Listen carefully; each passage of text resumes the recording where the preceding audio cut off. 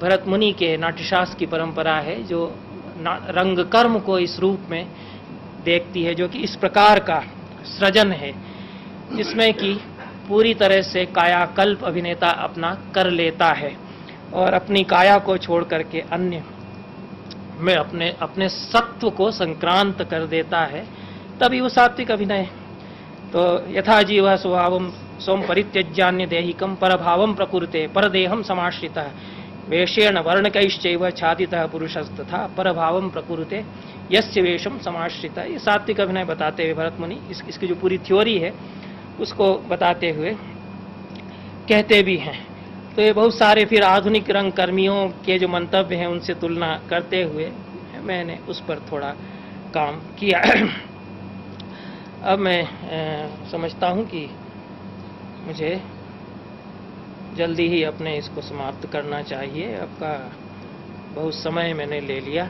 अंतिम जो बात मैं कहना चाहता हूँ कि क्यों मुझे बार बार लगता रहा कि नाट्यशास्त्र हमसे छूट गया, क्योंकि जिस तरह से रस सिद्धांत हम पढ़ाते हैं न तो उसमें भरत मुनि का प्रस्थान आता है, जिस तरह से आजकल कोर्स में एमए के कोर्स में रस निष्पत्ति रस के 4 मत बताए जाते हैं, न रस जो क्योंकि भरत मुनि ने तो नाटककारों के लिए नटों के लिए लिखा था, वो तो परंपरा हमारे इसमें रह नहीं गई। अध्यापकों में जो हम रस सिद्धांत पढ़ाते हैं उससे विमुख होकर के ही प्रायः पढ़ाते हैं। और जो लोग रंगमंच को समझते हैं वो लोग हम लोगों से इसलिए चिढ़ते हैं कि वो लोग सोचते हैं कि ये लोग किताब पढ़ते हैं और उसको क्लास में पढ़ाते हैं, कोई नाटक क्लास में पढ़ाने की चीज़ तो है नहीं।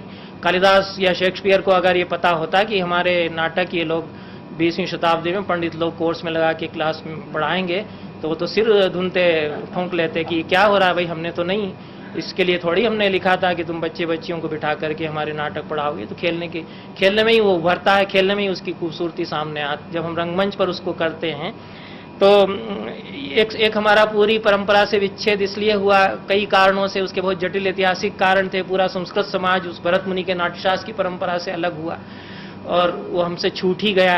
इसलिए मैंने शुरू में कहा कि वो हमारे लिए गुम हुआ शास्त्र है जो हमारी जेब से बहुमूल्य रत्नमाला की तरह पता नहीं कब गिर चुका है और हमें पता नहीं है कि हमने कितना बहुमूल्य अनजाने में गिरा करके गुमा दिया है। लेकिन क्यों ऐसा मैं कह रहा हूं कि जिस रूप में रस की चर्चा भरत मुनि करते हैं वो हम नहीं पढ़ा रहे हैं। तो कई जगह मुझे लगता है कि ये एक प्रस्थान पूरा रंगमंच का, जो रस का प्रस्थान भी यदि है तो अलग है। तो कहते हैं कि विमर्द में रस खिलता है, विमर्दे राग मायाति प्रयुक्तम ही प्रयत्नतः। रस विमर्द होगा तभी रस खिलेगा।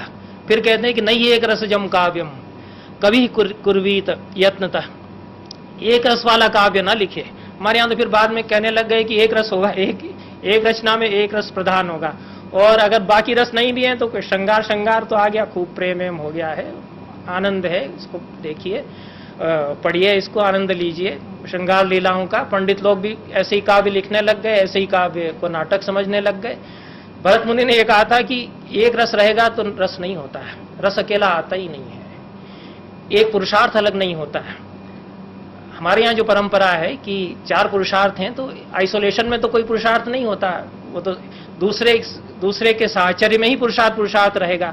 आपका अर्थ और काम के बगैर धर्म तो नहीं होता। आप कहेंगे कि हम तो धर्म कर लेंगे और अर्थ काम पूरा छोड़ देंगे, तो ना आपसे अर्थ काम सदेगा ना धर्म सदेगा, मोक्ष तो आपसे बहुत छूट ही चुका है। ये हमारे यहाँ धर्मशास्त्र की परंपरा वाले बार बार कहते ही हैं। तो भरत मुनि इस परंपरा को मानते हैं। कोई परंपरा हो सकती है जहां ये माना जाता हो कि मोक्ष जो है इन सब को पूरी तरह हासिल किए बिना और बचपन से लगाकर हमेशा छोड़े हुए ही हासिल हो सकता है, वो कोई परंपरा हो सकती है। लेकिन भरत मुनि की और हमारी परंपरा तो ये नहीं। यहाँ कोई पुरुषार्थ आइसोलेटेड नहीं होता, यहाँ कोई रस आइसोलेटेड नहीं होता। तो इसलिए जो 4 मूल रस बताए उसमें भी एक के बगैर दूसरा कैसे होगा। तब जब वो कहते हैं कि श्रृंगार जिसको मैं कह रहा हूं वो 3 तरह का होता है, तो इसलिए ये जो ट्रिनिटी बार बार बन रही है वो धर्म श्रृंगार, अर्थ श्रृंगार, मोक्ष श्रृंगार। उस श्रृंगार में भी मोक्ष की बात कर रहे हैं। और भरत ये उसके बाद में भोज तो इसको सिद्ध कर रहे हैं कि क्यों हम ये मानते हैं कि श्रृंगार रस से 4 पुरुषार्थ होंगे, मोक्ष भी उससे होगा, मोक्ष का अनुभव उससे होगा, चित्त में बहुत गहरे आपको होगा। और यही मुक्ति यही है। मेरी मुक्ति की अवधारणा एकदम अलग है। उस पर मैं बहुत ज़्यादा मुझे लांछित होना पड़ा।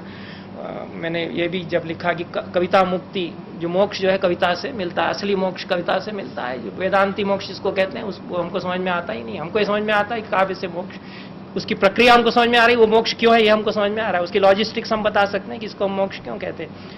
लेकिन खैर उसका समय नहीं है। लेकिन ये श्रृंगार की ट्रिनिटी, श्रृंगार की त्रिरूपता है, उसमें धर्म श्रृंगार भी है, अर्थ श्रृंगार भी है, मोक्ष श्रृंगार भी है। ये जब वो कह रहे हैं, जब वो ये कह रहे हैं कि विमर्द होगा रसों का तभी रस खिलेगा, उभरेगा और रस होगा, नहीं तो रस नहीं होगा। तो रस का संप्लव जब बनेगा तभी रस होगा, क्योंकि विच्छिन्न एक समग्र दृष्टि उसमें है, जो पूरे जीवन का की जो विस्तीर्ण परिधि है उसको ग्रहण करके जो अपना सौंदर्य मूलक प्रस्थान बनाती है, वो दृष्टि चूंकि उसमें है, इसलिए वो रस संप्लव की बात करते हैं, रस विमर्द की बात करते हैं। और बार बार भरत मुनि ये कहते हैं कि एक रस से जुड़े हुए दूसरे रस क्यों ये हैं, इनके साथ ही खिंच करके क्यों आएंगे, क्यों विमर्द इस तरह से बनेगा अगर काव्य है। तो ये इस तरह का रंगमंच है जिसकी की बात भरत मुनि करते हैं।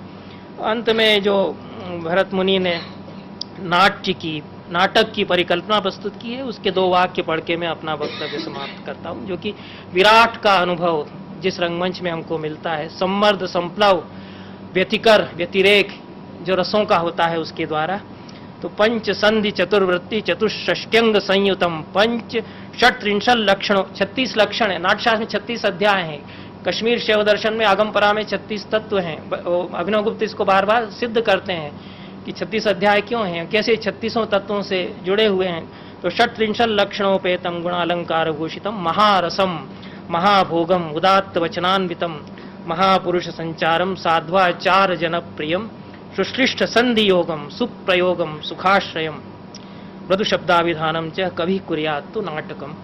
इन शब्दों के साथ आपने मुझे जो धैर्य से सुना, इसके लिए मैं आप सभी के प्रति आभार प्रकट करता हुआ अपना वक्तव्य समाप्त करता हूं। धन्यवाद।